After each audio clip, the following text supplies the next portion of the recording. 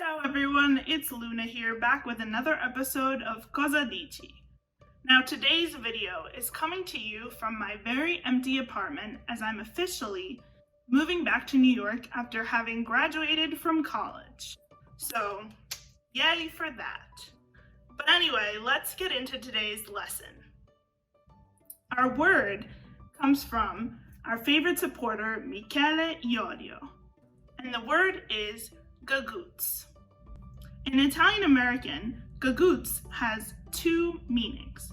The first is a general term for squash, the vegetable. The second meaning is more of an insult. It's a noun for an unintelligent, crazy, or stupid person. So you can see those two definitions are very different. But let's take a look at where Gagootz comes from. Now, unlike the other words we've looked at, the Standard Italian and Sicilian equivalents of today's word are actually the same. So, in Sicilian and Standard Italian, Gagootz is cucuzza, but they differ a bit in their definitions. So let's start out with Sicilian. In Sicilian, cucuzza has three definitions.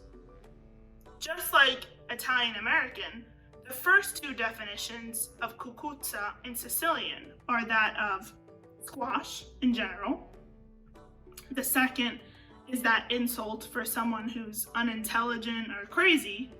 And the third definition is a new one, and it's actually a word for your head. So if you trip and fall, you might say you hit your cucuzza.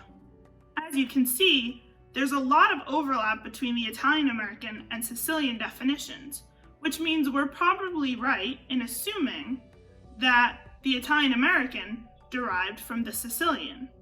But let's take a look at the Standard Italian. In Standard Italian, cucuzza also means your head, just like in Sicilian. And it can also be used to refer to squash in general.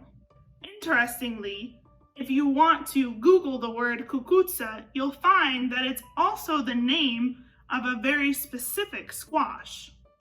Now, on the crazy journey this word has taken, the pronunciation has changed.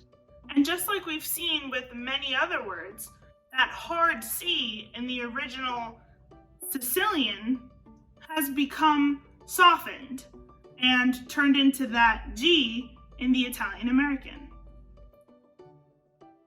And that's how we got to Gagootz. As we can see, this word has really had a long journey. It represents a specific squash in general, it's also an insult, and it's also your head. So there's a lot to choose from when it comes to Gagootz.